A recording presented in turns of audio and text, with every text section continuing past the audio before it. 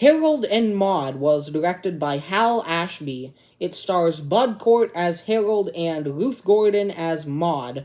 Harold is a pessimistic, disillusioned, death-obsessed 20-year-old. And when I say Harold is death-obsessed, I mean it. He is obsessed with death. He drives around in a car that he modified to look like a hearse. He spends most of his time visiting funerals, and when he's not doing that, he's committing very elaborate suicides only to somehow come back to life. Maude, on the other hand, is an optimistic, free-spirited, rebellious 79-year-old. Harold and Maude meet at a funeral and start a taboo relationship together. When I got the request to do this segment, the main movie I really wanted to review was Harold and Maude, because this is an incredibly underrated movie, a cult classic, and at one point this was my favorite movie of all time, and it's still one of my favorite movies. This movie is incredibly funny. There's just little things that can manage to make you laugh. The use of depth staging is absolutely genius, but never overused, and there are comedic pauses within conversations that, for some reason, really add to the humor and just made me laugh a bit more than I would have without a pause there. But the little things aren't the only things that got me laughing. They definitely helped, but the thing that mostly got me laughing was the amount of dark humor. We all know suicide is a serious matter, but this movie presents it in a way that acknowledges the value of life while kind of joking about suicide in a really funny way. Harold and Maude has got all-around great performances. Bud Cort and Ruth Gordon as Harold and Maude had great chemistry together. They're very friendly with each other. Their types of humor worked very well with each other. Their opposing personalities seem like they'd clash with each other, but it worked really well and felt very natural. Cat Stevens did the entire soundtrack to this movie, and it was absolutely on point. This movie has a very calming presence to it, and if you've heard Cat Stevens' music ever, you'd probably understand why he's the ideal choice for this movie's soundtrack. Here's a little sample from this movie's soundtrack. This is by Cat Stevens. Well, if you want to sing out, sing out. And if you want to be free, be free. 'Cause there's a million things to be, you know that. That's the kind of vibe Harold and Maude is going for. This is an incredibly well-written movie. What I'm talking about at this moment is how well the dialogue is written. There's all these great conversations where characters' dialogue flows very smoothly. A lot of this movie shows Harold and Maude having some discussions on things like life, morality, death. So we get to see how their personalities and life experiences are very different, yet somehow work together very well. Harold and Maude makes excellent use of its characters. I was very fascinated with our two main characters, and we were provided with very good reasons to care about them. We learn more about Maude in very subtle ways throughout the movie, so we can kind of understand her life experiences and how they affect her eccentric beliefs that she lives by. We also see Maude affecting Harold in the way that his value of life progressively becomes stronger throughout the runtime. One use of characters I really liked in this movie is how each character has a different style of comedy. Then, when they're in the same scene, they work off each other's comedic dialogue. Like, a good example of this is a scene where Harold's mom is working with Harold to try and apply him to an online dating service. Harold's style of humor is very dark, and his mom's comedic purpose is that she's very overbearing to Harold, and she's very persistent that Harold lives normally. So, the scene starts out with Harold giving very dark answers to this questionnaire he has to fill out, and then when he stops paying attention, Harold's mom, doesn't even notice. She just starts filling out answers based on her beliefs, and then all while she's doing this, Harold is just getting ready to shoot himself. What's genius about Harold and Maude is how it takes all these things that seem unusual and try and make us as the audience a bit less focused on that.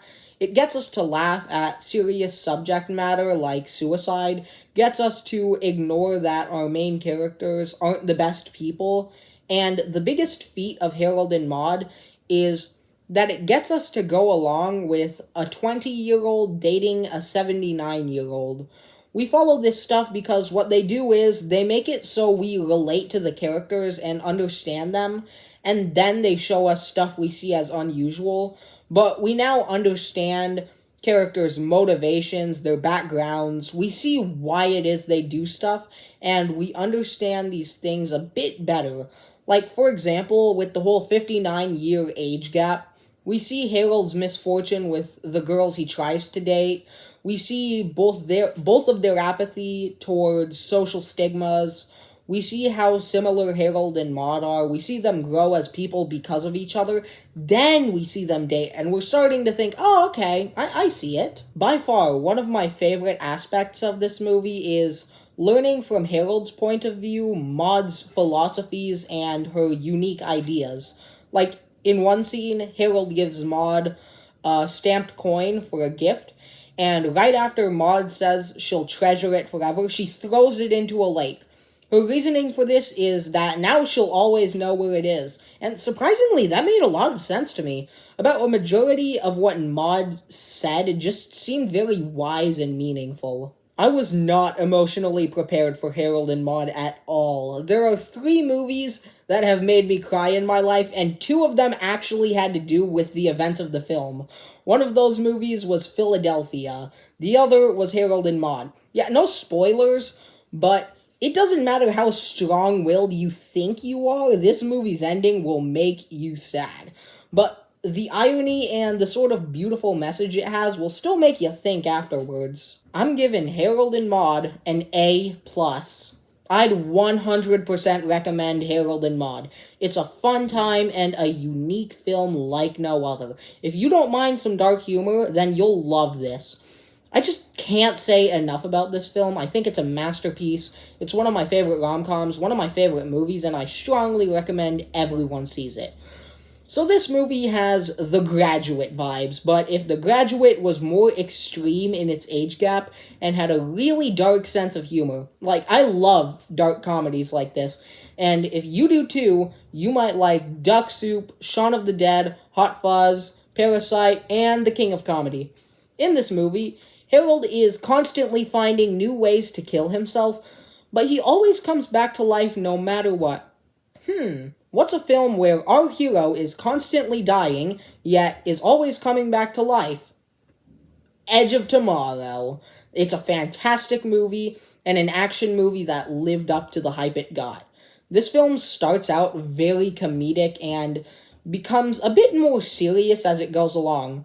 It's very hard for films to do that well, so some of the rare times films have done that successfully are Sling Blade and Jojo Rabbit.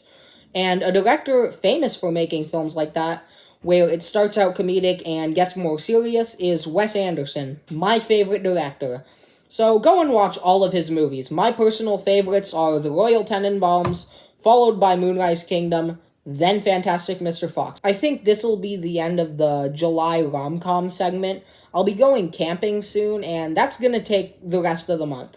When I first got this request, I said I'd review Dirty Dancing. Unfortunately, I don't have any streaming services with Dirty Dancing. I don't own a Blu-ray or DVD of it. I couldn't find any playable copies in stores. My hold on it at the library wasn't available at the time, and no copies were made available to me. Does that mean I'm not gonna review it? No. I have a hold on it at the library, and when it's available, I'll check it out and review it then. In addition to my recommendations for Harold and Maude, since this is the last review of this segment, I thought I'd recommend some rom-coms I really love. Starting us off is Scott Pilgrim vs. the World, an incredibly fun movie, mixing various genres to form a movie with a bit of something for every fan of any genre. And you already know what I'm gonna say because I've said it countless times. It's over there. Say it with me. Say it with me. Annie Hall. Yeah. What can I say about that I haven't already said before? Next, I'm going to recommend The Coconuts. It's a classic, it's incredibly funny, and it's the Marx Brothers' first movie. And I'm only 2 seasons into this show that I'm going to recommend, but I've loved it so far. How I Met Your Mother is a great TV show with a lot of laughs and a lot of romance. Next is another show, my favorite show of all time, I Love Lucy. A classic and a masterpiece to still bring a smile to you. Wes Anderson directs comedies with romance usually, but one of his movies that is a true rom-com is Moonrise Kingdom, the perfect movie that manages to make a child romance seem more sophisticated than it actually is. In my opinion, there is one movie that I can call perfect. Talladega Nights is a film mixing action, sports, comedy, and romance. It has a perfect happy ending, a great romance, and comedy to make me laugh every time. It's one of my favorite comedies, it's the ultimate comfort movie, and I believe it to be the perfect movie. Since this is probably gonna be the end of the segment, I've prepared a farewell song for July rom-coms just for you guys. Stay safe, and watch good movies.